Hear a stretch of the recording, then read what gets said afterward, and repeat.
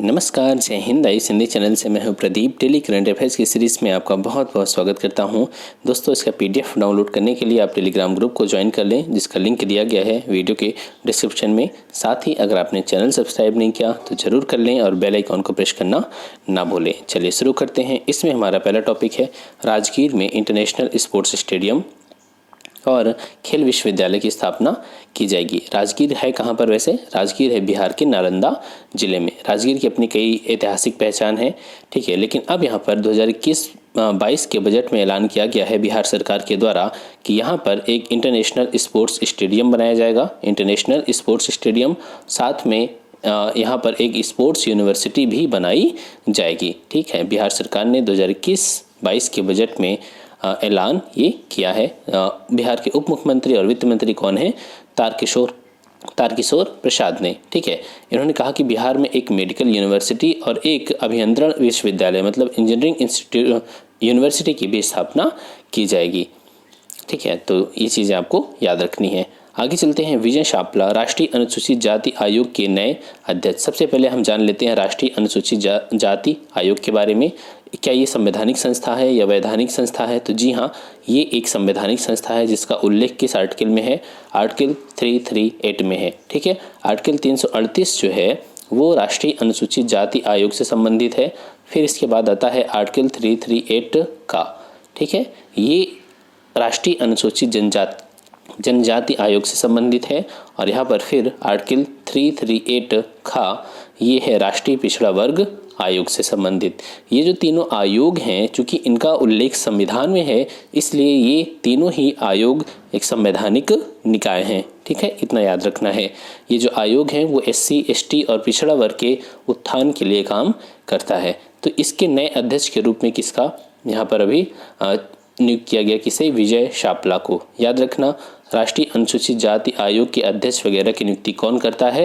राष्ट्रपति करता है, ठीक है। नाम क्या है इनका? विजय शापला, ठीक है। जो रामशंकर कठेरिया हैं उनका कार्यकाल मई में ही खत्म हो गया था, 2020 में ही, तब से यह पद खाली था। और ये जो विजय शापला हैं ये 2014 से 19 तक केंद्रीय सामाजिक न्याय और अधिकारिता राज्य मंत्री के रूप में कार्य कर चुके हैं। इसके अलावा और भी बहुत सारे पदों पर थे, ठीक है। आगे चलते हैं। दादा साहब फाल्के पुरस्कार 2021, इसमें विजेताओं की सूची आप देख सकते हैं। सर्वश्रेष्ठ अभिनेता महिला का पुरस्कार जो मिला वो दीपिका पादुकोण को, छपाक मूवी में उनके प्रदर्शन के लिए, ठीक है। और सहायक भूमिका में सर्वश्रेष्ठ अभिनेता विक्रांत मैसी को, ठीक है। विक्रांत मैसी ने भी छपाक मूवी में काम किया था, ठीक है। आगे चलते हैं। सर्वश्रेष्ठ अभिनेता पुरुष की बात करें तो यहाँ पर अक्षय कुमार को उनकी फिल्म लक्ष्मी के लिए। और वेब सीरीज़ की बात करें तो सर्वश्रेष्ठ अभिनेता बॉबी देओल को आश्रम जो वेब सीरीज आई थी उसके लिए मिला है। और यहाँ पर जो वेब सीरीज़ है महिला में की बात करें सर्वश्रेष्ठ अभिनेता, तो यहाँ पर सुष्मिता सेन को मिला आर्य के लिए जो वेब सीरीज़ थी, ठीक है। ये सभी वेब सीरीज है। और बेस्ट वेब सीरीज़ की बात करें तो स्कैम 1992 जो 1992 में हुए एक घोटाले पर आधारित है, हो सकता है आपने देखा भी हो।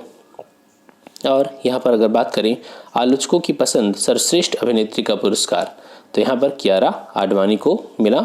और कियारा आडवाणी कई फिल्मों में इन्होंने काम किया। आलोचकों का सर्वश्रेष्ठ अभिनेता पुरुष की बात करें मरणोपरांत तो सुशांत सिंह राजपूत, ठीक है। सर्वश्रेष्ठ फिल्म पुरस्कार ये मिला है तानाजी द अनसंग वॉरियर, जिसमें अजय देवगन मुख्य भूमिका में है, ठीक है। और सर्वश्रेष्ठ निर्देशक की बात करें तो लूडो के लिए अनुराग बसु को मिला।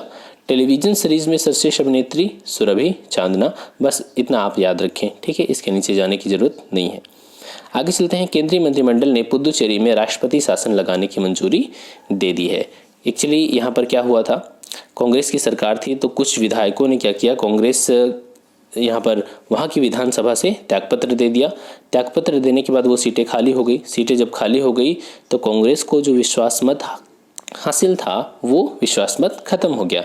अब विश्वास मत जब खत्म हो गया और किसी पार्टी ने सरकार बनाने की पेशकश नहीं किया, तो सीधी सी बात है अब यहाँ पर जब कोई भी सरकार बनाने को तैयार नहीं है तो दो ही ऑप्शन हो सकता है, या तो वहाँ पर चुनाव हो या तो राष्ट्रपति शासन लगाया जाए। तो जब तक चुनाव नहीं होता तब तक के लिए सरकार ने क्या किया है, वहाँ पर राष्ट्रपति शासन लगाने की अनुमति दे दी है। तो यहाँ पर केंद्रीय मंत्रिमंडल ने पुदुचेरी में राष्ट्रपति शासन के प्रस्ताव को मंजूरी दे दी है। अब वहाँ पर राष्ट्रपति शासन लग चुका है, ठीक है।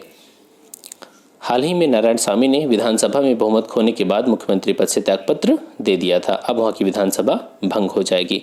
ठीक है, राष्ट्रपति शासन के बारे में अगर बात करें तो आपको पता है हमारे देश में 3 प्रकार के आपातकालों की चर्चा की गई है, लेकिन याद रखना हमारे संविधान में कहीं पर भी राष्ट्रपति शासन वर्ड के बारे में नहीं बताया गया कि राष्ट्रपति शासन नहीं, वहाँ पर जो आर्टिकल 356 में है वहाँ लिखा है संवैधानिक आपातकाल। क्या लिखा हुआ है? संवैधानिक आपातकाल। वहाँ राष्ट्रपति शासन वर्ड नहीं है। आर्टिकल 352 क्या है? राष्ट्रीय आपातकाल। आर्टिकल 356 क्या है? संवैधानिक आपातकाल। और एक है आर्टिकल 360। ठीक है, आर्टिकल 360 जिसे हम वित्तीय आपातकाल के नाम से जानते हैं। तो यहाँ पर हम बात कर रहे हैं आर्टिकल 356 की। तो यहाँ पर राष्ट्रपति शासन इसमें लगाने की शक्ति देता है अगर किसी राज्य में संविधान के प्रावधानों के अनुसार शासन नहीं चलाया जा रहा। ठीक है, अब यहाँ पर क्या करना होगा इसे, जब भी हमारी संसद पार्लियामेंट बैठेगी मतलब सेशन में आएगी तो उसको उसके 2 महीने के भीतर संसद के दोनों सदनों के द्वारा अनुमोदित किया जाना चाहिए। ठीक है, अनुमोदित इसे करवाना पड़ेगा। चलिए आगे चलते हैं। डीजीसीए ने कुशीनगर अंतर्राष्ट्रीय हवाई अड्डे को उड़ान के लिए लाइसेंस दिया। ठीक है, डीजीसीए जो कि हमारे यहाँ जो अंतर्राष्ट्रीय या राष्ट्रीय उड़ानें होती हैं उनको कंट्रोल करने के लिए ये सर्वश्रेष्ठ निकाय है, मतलब सर्वोच्च निकाय है। तो इसने कुशीनगर अंतर्राष्ट्रीय हवाई अड्डे को लाइसेंस प्रदान किया कि अब इस हवाई अड्डे से उड़ान की प्रक्रिया को शुरू किया जा सकता है। ठीक है, 23 फरवरी को डीजीसीए के डायरेक्टर जनरल अरुण कुमार इन्होंने नई दिल्ली में ये संस्था है, तो कुशीनगर हवाई अड्डे के डायरेक्टर के द्विवेदी को लाइसेंस की प्रति मतलब कॉपी सौंप दिया है। ठीक है, तो इस तरीके से यूपी का ये तीसरा अंतर्राष्ट्रीय हवाई अड्डा बन गया है। कुशीनगर उत्तर प्रदेश में अवस्थित ये हवाई अड्डा, और देश का यह 87वां नागरिक हवाई अड्डा हो गया है। ठीक है, अगर यूपी की बात करें तो यूपी में पहला जो अंतर्राष्ट्रीय हवाई अड्डा है वो लखनऊ में है और दूसरा कहाँ पर है? बनारस में। और कुशीनगर तो काफ़ी फेमस भी है, यहाँ पर महात्मा बुद्ध को महापरिनिर्वाण प्राप्त हुआ था। ठीक है, और बौद्ध धर्म के मानने वालों के लिए बहुत ही अहम स्थान है और पर्यटकों की संख्या यहाँ पर, अब ये अंतर्राष्ट्रीय हवाई अड्डा बनने से क्या होगा, चीन, जापान मतलब जो भी बौद्ध धर्म के देश हैं जहाँ पर बौद्ध धर्म के अनुयायी हैं, अब उन्हें यहाँ पर पर्यटन के लिए आने में आसानी होगी, मतलब पर्यटन का विकास यूपी के इस जिले में अब ज़्यादा संभव हो पाएगा। चलिए अब चलते हैं एमसीक्यूज़ की ओर। बिहार बजट 2021-22 में किस जिले में स्पोर्ट्स यूनिवर्सिटी की स्थापना करने की चर्चा की गई है? यहाँ पर देखिए पटना, राजगीर, भागलपुर, सिवान। यहाँ पूछा गया है जिला, लेकिन थोड़ा सा मिस प्रिंट है। ठीक है, किस स्थान की यहाँ चर्चा होनी चाहिए? तो राजगीर। राजगीर कहाँ पर है? नालंदा जिले में। ठीक है, राजगीर अपने आप में जिला नहीं है।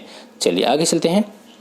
हाल ही में किसे राष्ट्रीय अनुसूचित जाति आयोग का अध्यक्ष नियुक्त किया गया? विजय सापला, दिनकर सरोज, अजय सापला, रामशंकर कठेरिया। तो यहाँ पर सही आंसर क्या है? विजय सापला। राष्ट्रीय अनुसूचित जाति आयोग किस आर्टिकल में है? आर्टिकल 338 में। दादा साहब फाल्के पुरस्कार 2021 सर्वश्रेष्ठ अभिनेत्री का पुरस्कार किसे मिला? तो ये मिला है छपाक के लिए दीपिका पादुकोण को। ठीक है, आगे चलते हैं। हाल ही में केंद्रीय मंत्रिमंडल ने कहाँ राष्ट्रपति शासन लगाने की अनुमति प्रदान की है? लद्दाख, जम्मू कश्मीर, पुदुचेरी, चंडीगढ़। तो इसका सही आंसर क्या है? पुदुचेरी में। ठीक है, हाल ही में डीजीसीए ने किस राज्य के अंतर्राष्ट्रीय हवाई अड्डे को उड़ान के लिए लाइसेंस प्रदान किया है? असम, सिक्किम, उत्तर प्रदेश, लास्ट है अरुणाचल प्रदेश। तो आपका सही आंसर क्या होगा? उत्तर प्रदेश का कुशीनगर अंतर्राष्ट्रीय हवाई अड्डा। ठीक है, तो दोस्तों ये हमने एमसीक्यूज़ भी सॉल्व कर लिया। तो आई होप कि आपको वीडियो अच्छा लगा और प्लीज़ कमेंट सेक्शन में ज़रूर बताना, और हाँ वीडियो को शेयर करना मत भूलना। Thanks for watching, keep smiling.